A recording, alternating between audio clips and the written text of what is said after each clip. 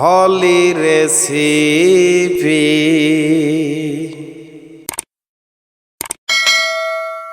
আজ আমি আপনাদের সামনে সম্পূর্ণ একটি নতুন রেসিপি নিয়ে হাজির হয়েছি। ভাপা ইলিশ অথবা ইলিশের ভাপা, যেটাই বলেন না কেন, আসলে ইলিশটাই হচ্ছে মেন বিষয়। তো চলুন ইলিশের ভাপা বানানো যাক। তার আগে আমার চ্যানেলে যারা সাবস্ক্রাইব করেন নাই তারা অবশ্যই একটি সাবস্ক্রাইব করে দেবেন, পাশে থাকা বেল বাটনে অবশ্যই ক্লিক করবেন। তাহলে আর কথা বাড়াবো না, চলেন কি কি উপকরণ লাগছে সেটা আমি আগে আপনাদের বলে দেই। এখানে লাগছে শুকনো মরিচের গুঁড়া 1 চামচ, নিয়েছি হলুদ গুঁড়ো এবং লবণ, এখানে নিয়েছি সরিষার তেল, আর অবশ্যই এই সরিষার তেলটা দিয়েই পুরো রান্নাটা করতে হবে। এখানে নিয়েছি কাঁচা মরিচ, নিয়েছি সরিষা, আমি সরিষাটাকে 1 ঘন্টা আগে ভিজিয়ে রেখেছিলাম, ভালো করে ধুয়ে পরিষ্কার করে নিয়ে এসেছি। এটাকে আমি ব্লেন্ডারে দিয়ে বেটে নেব। ব্লেন্ডারে দিচ্ছি।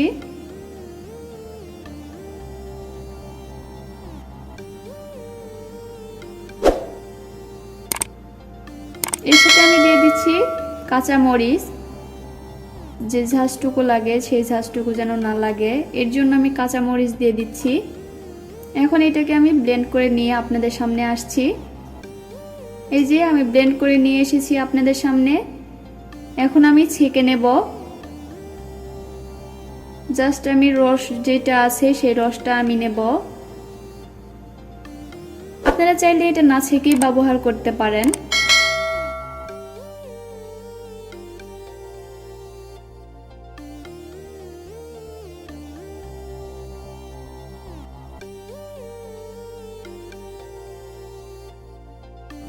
এই যে আমার ছেঁকা হয়ে গিয়েছে, এই খোসাটার জন্য আমি ছেঁকে নিয়েছি। আপনারা চাইলে এটা সহ রান্না করতে পারেন। তো এখন আমার এটা রেডি, অর্থাৎ সরিষার রস রেডি। এখন আমি দিয়ে দিচ্ছি শুকনো মরিচের গুঁড়া,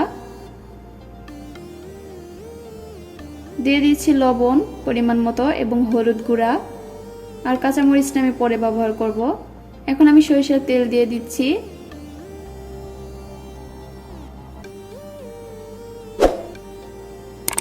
আমি সামান্য একটু ঘেটে নিচ্ছি, অর্থাৎ মশলাগুলো একবারে মিক্স করে নিচ্ছি।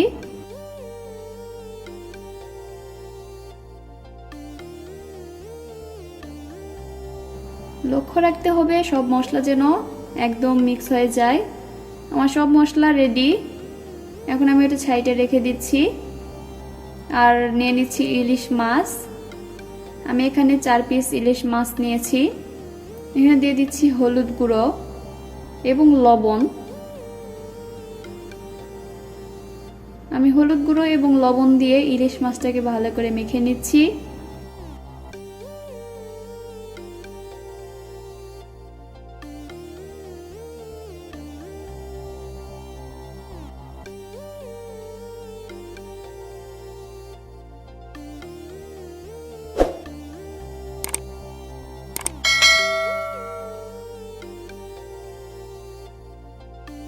আমার মেখে নেওয়া হয়ে গিয়েছে, তো এটাকে আমি রেস্টে রেখে দেব।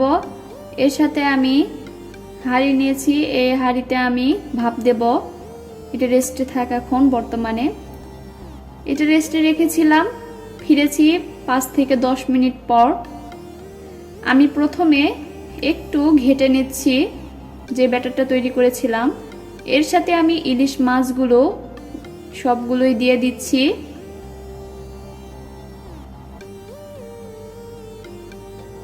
একটু নেড়েচেড়ে উল্টিয়ে পাল্টিয়ে সব দিকে ভালোভাবে মশলাগুলো দিয়ে দিচ্ছি।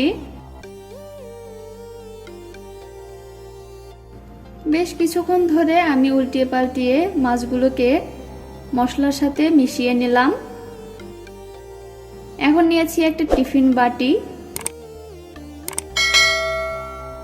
কিছু রস নিচ্ছি টিফিন বাটিতে, সব দিকে ভালোভাবে ছড়িয়ে নিলাম।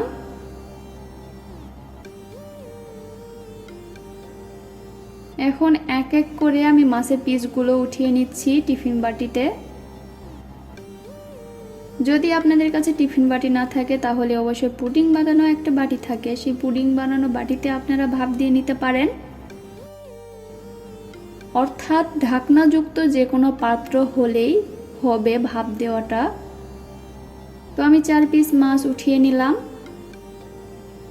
অবশিষ্ট যে রসগুলো ছিল সেই রসগুলো ঢেলে নিয়েছি।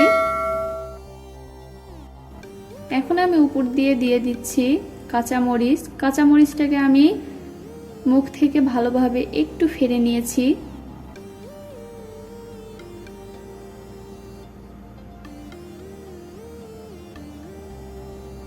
এখন ঢাকনা দিয়ে ভালোভাবে আটকিয়ে দিচ্ছি। আমি যে হাঁড়ি দেখিয়েছিলাম ওই হাঁড়িতে ভাপ দেব, এজন্য আমি পানি নিয়েছি পর্যাপ্ত পরিমাণ। এরকম একটা স্ট্যান্ড নিচ্ছি, দিয়ে দিলাম তার উপরে।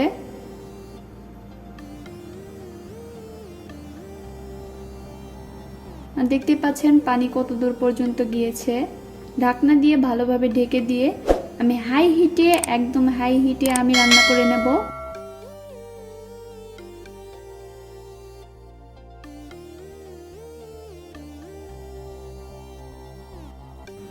দশ থেকে 15 মিনিট পর আমি আপনাদের সামনে ফিরেছি। তো এই যে দেখেন ভাপ বের হচ্ছে প্রায়। আমি এখনো জানি না এটা হয়েছে কিনা, আমি প্রথমে খুলে চেক করব।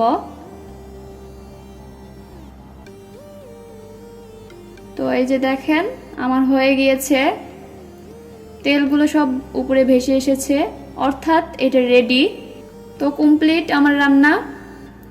এখন পরিবেশনের জন্য আমি একটা প্লেটে ভাত নিয়েছি।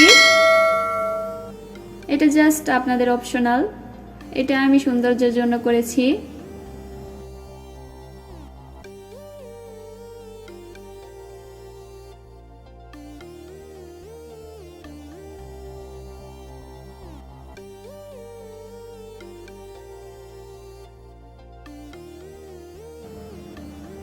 এই যে রেডি, আমি পরিবেশনা করে নিয়েছি। যদি আমার রেসিপি ভালো লেগে থাকে আপনাদের কাছে, তাহলে আশা করছি আপনারা অবশ্যই সাবস্ক্রাইব করবেন, আমার পাশে থাকবেন। যদি কোনো ভুল হয়ে থাকে তাহলে ক্ষমা করে দেবেন, আমার জন্য দোয়া করবেন। আল্লাহ হাফেজ।